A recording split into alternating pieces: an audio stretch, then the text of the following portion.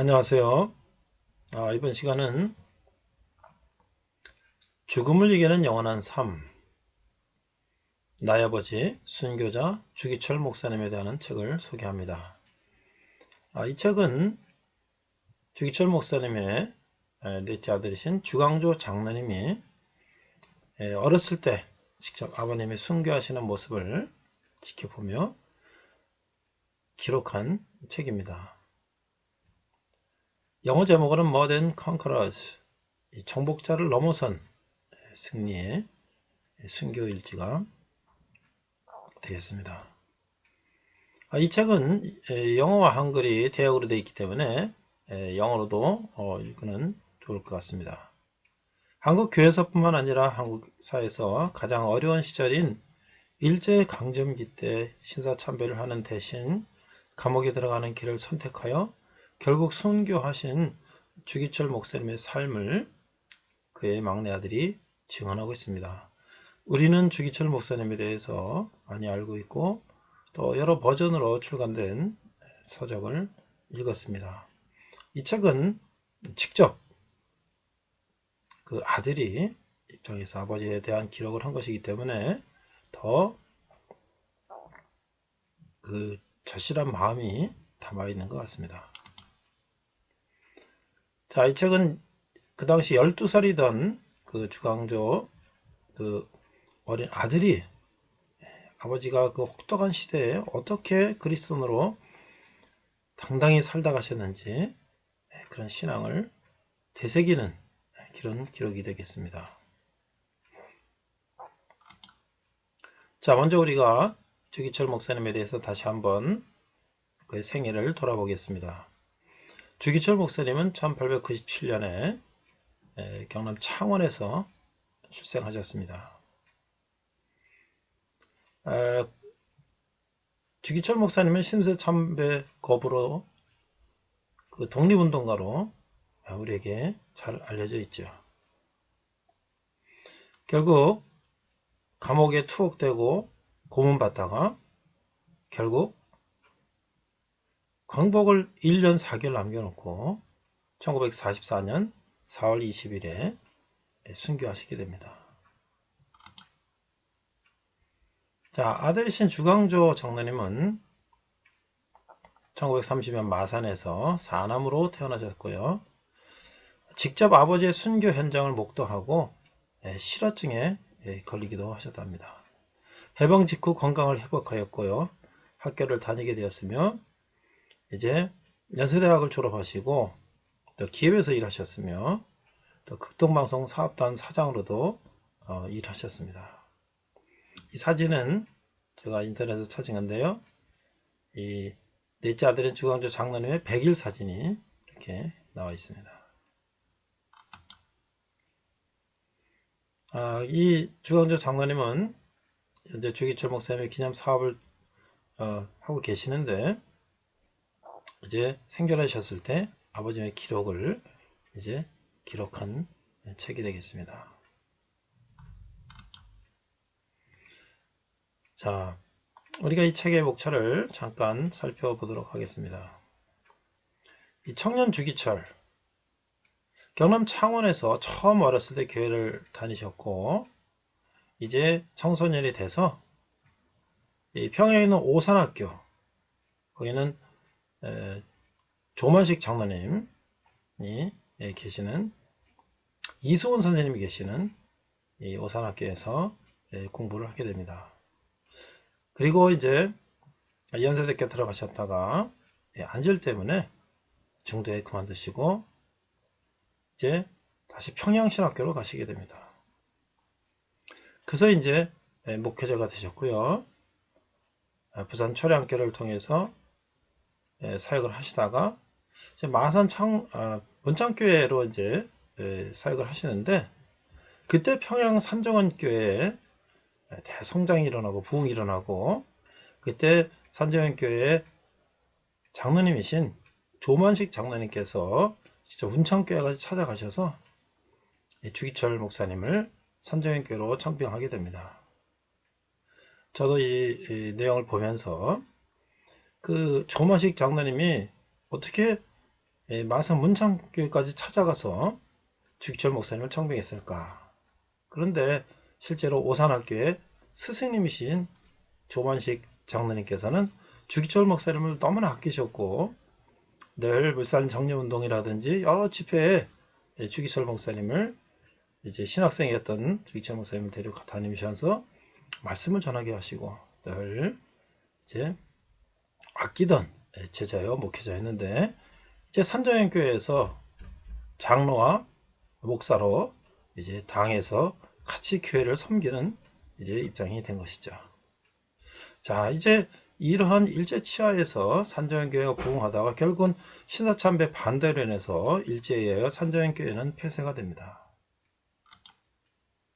그리고 이 목사님은 계속 투옥되고 고문당하고 이제 끝까지 버텼지만 결국 이 모든 이 교단들이 한국에 있는 기독교 교단들이 신사참배는 일제의 명령에 의해서 강요에 의해서 단지 국가의식이다 이런 편법으로 전부 다 강요에 의해서 신사참배를 총회에서 허용을 하고 많은 교회 목사들이 할 수 없이 신사참배를 하게 됩니다. 그러나 주기철 목사님은 끝까지 감옥에서 신사참배를 거부하다가 결국은 해방을 1년 4개월 남기고 순교하시게 됩니다. 어느 날 우리가 이 편안한 이 세상에서 교회 가는 것이 뭐 얼마나 우리 편합니까?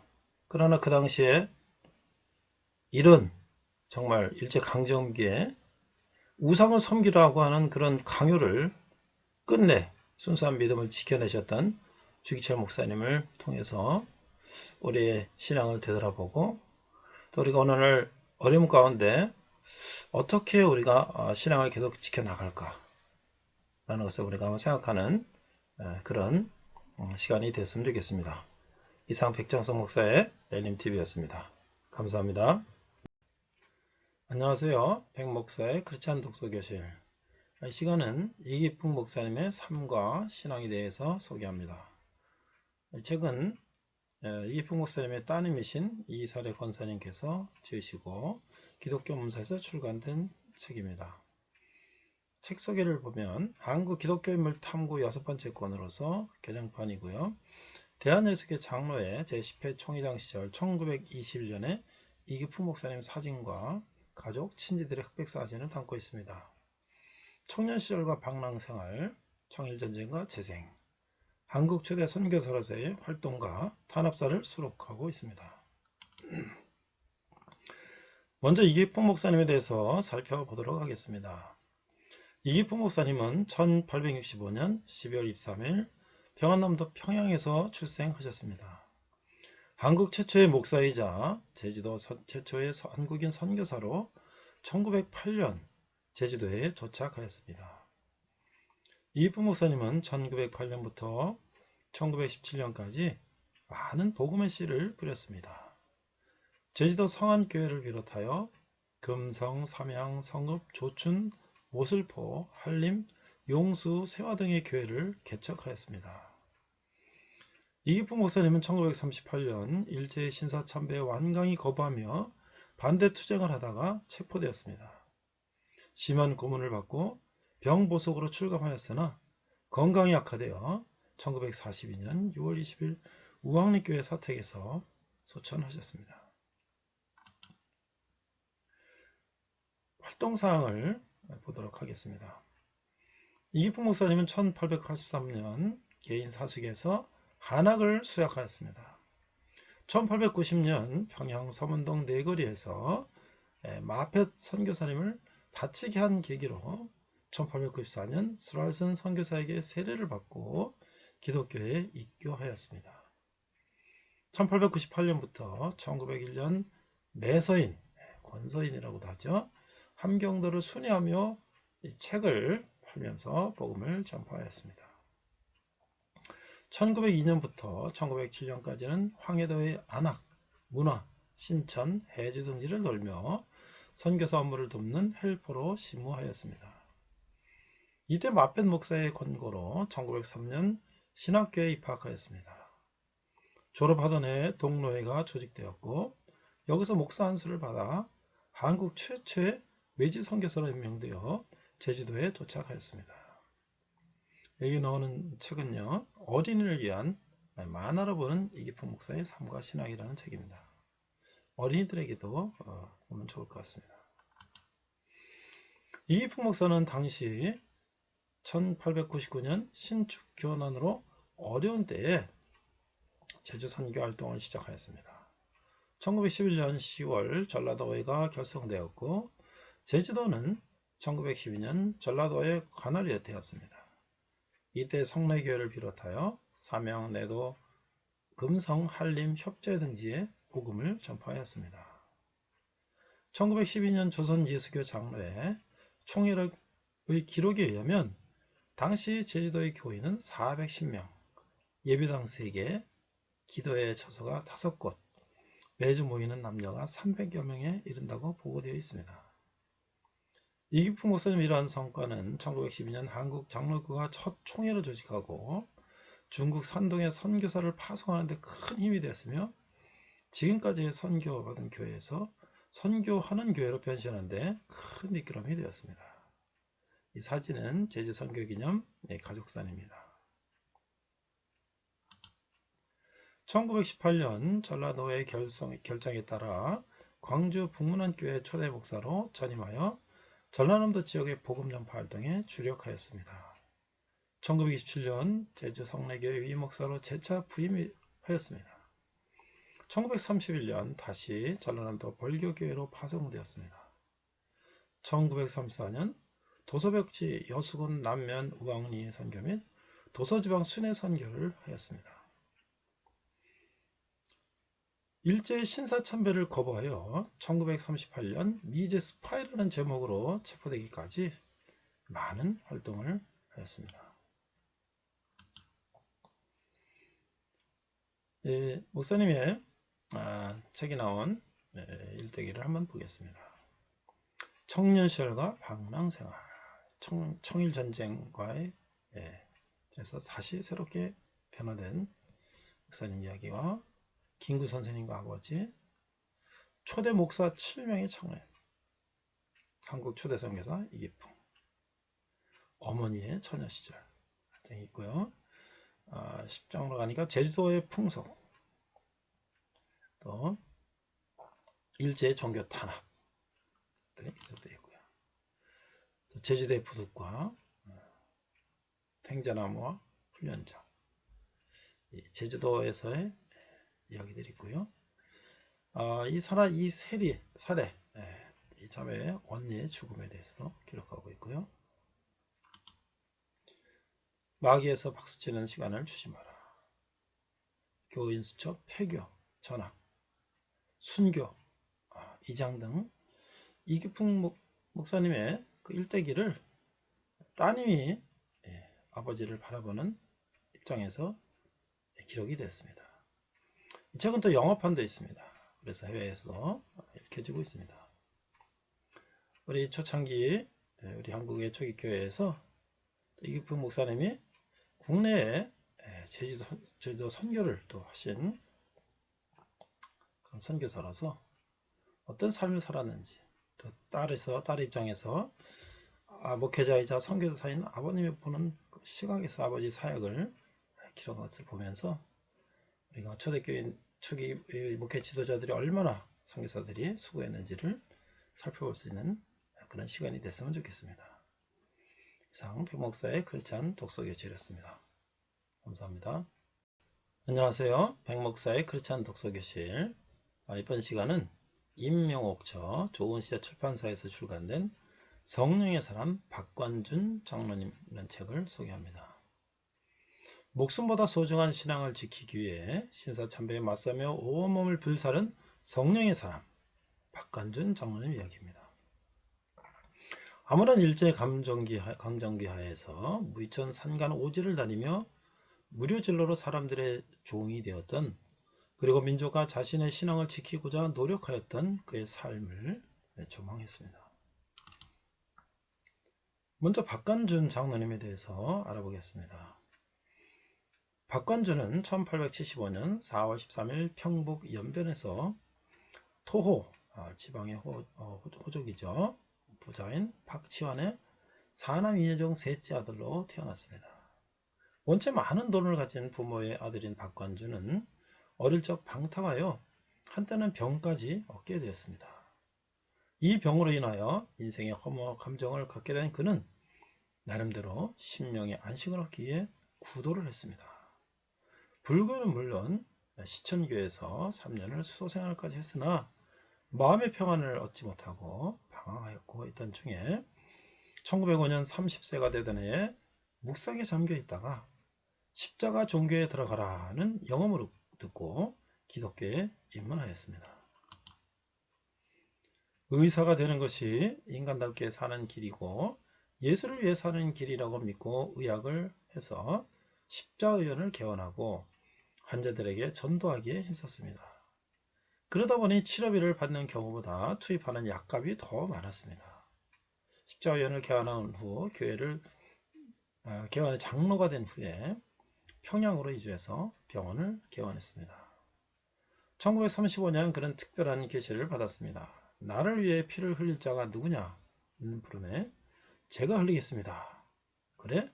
그러면 너는 나의 십자가 군병이 되거라 라는 계시였습니다.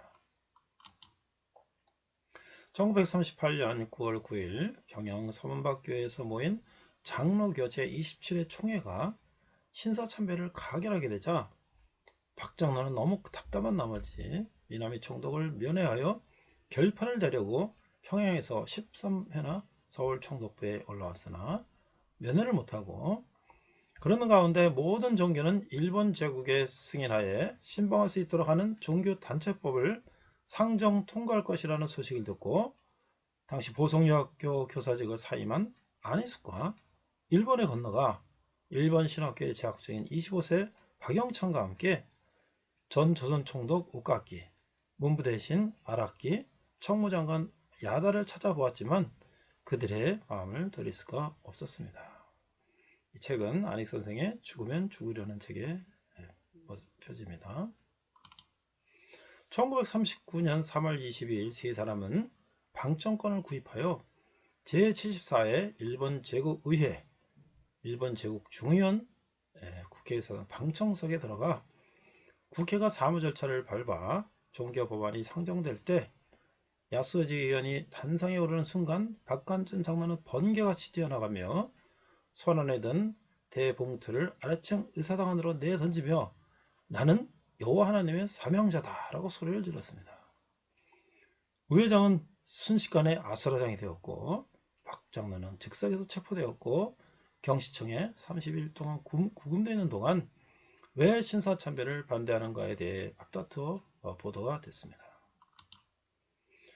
한국으로 송치된 그는 1941년 봄 천황에 대한 반역죄로 투옥되었고 옥중에서도 신사참배를 반대했음 물론 1945년 1월 1일부터 70일에 금식기도에 돌입했습니다. 금식기도 70일째 되는 3월 10일 내일은 밖으로 나가 3일간 성경을 가르치고 하나님 앞으로 오라 하는 소리를 들었고 1945년 3월 11일 병보석으로 나와 평양 기독병원에 입원했습니다.